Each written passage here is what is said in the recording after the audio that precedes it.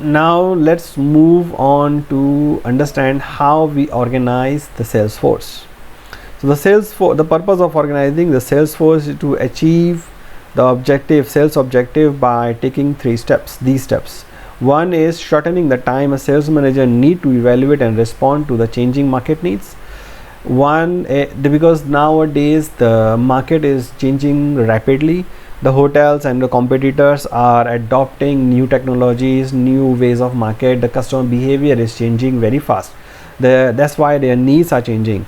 The lead time are getting shortened up, and the customers need an answer within few hours, if not days, of their proposals. The faster sales manager respond on the plans, on the contract, on the request, on the inquiries, the more efficient the hotel is deemed to be. So it needs to be fast enough, it needs to have efficient arrangement of activities, so that there are no duplicacy in there is no wastage of time and resources in the activities that has to be carried out.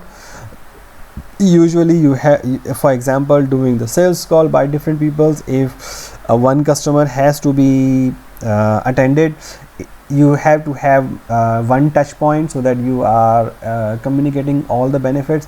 You don't have to visit the same client twice, one for room sales and one for event sales, unless the booking peoples are different.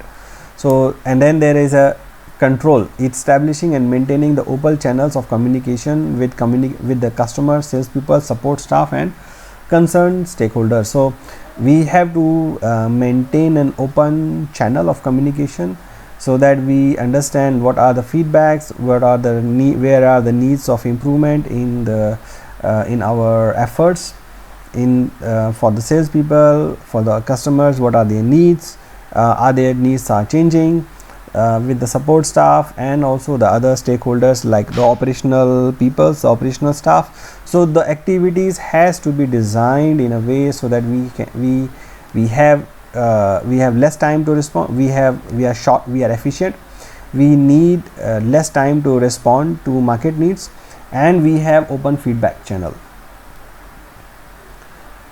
There are four type of organizations that usually are available in the market. One is called the line organization, where there are few managers and the authorities are mostly coming down from the top to the bottom. Usually the administrative functions like production, like finance, HR, sales, and sometime production again is also line functions, where there are few managers and supervisors and more event organizers. These line functions are beneficial when we have usually the line functions are beneficial when we have to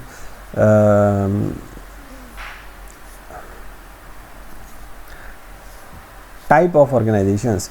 So there are four type of organizations usually in the organizations charts.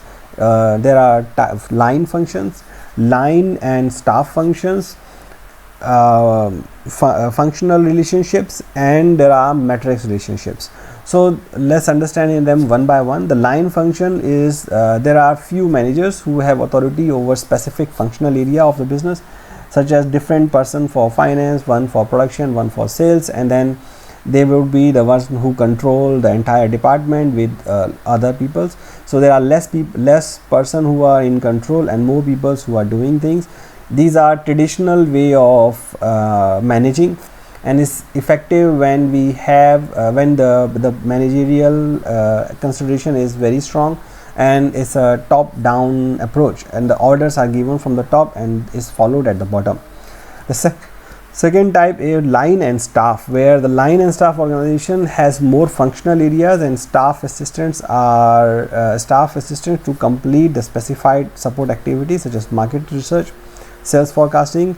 Sales staff managers only make recommendation or assist the line manager. So you have more managers in line and staff, one for specific activities. Like in finance, you may have one for financial, one for controlling the accounting, one for treasury, one for doing only the credit research.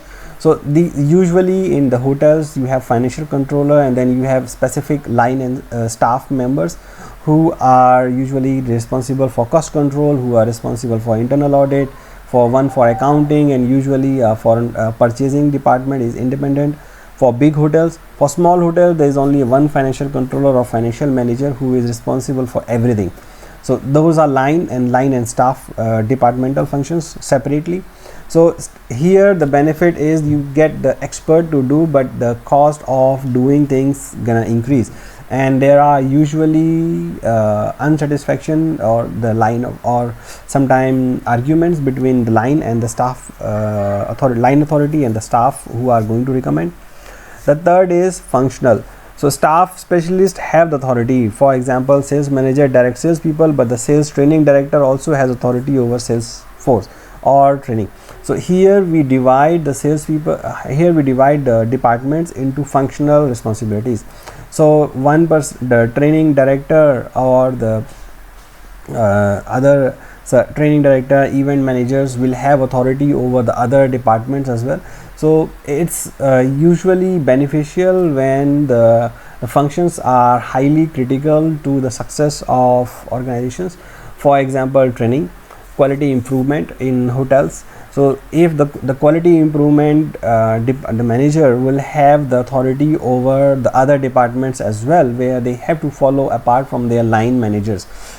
The fourth type of organization is called matrix organization. Their matrix organizations usually are created for particular projects, where different functional heads are combined together to work on same project. So this is a mix and match of every department. Usually they are worked for task forces in the hotels, where you have certain specific projects, like let's say breakfast improvement, room quality improvement, or event improvement. So there are specific tasks in the hospitality which is required, some certain projects which requires matrix type of organization. So there are different type of organizations. In sales, you might be working on events, you might be working on huge events, big events, where you are pitching up. So you need a matrix organization for that, based on each project separately. But usually in the sales department, as we have discussed in our organization chart, it's a mix of line and staff and functional responsibilities. For matrix, they use whenever there is usually a big project only.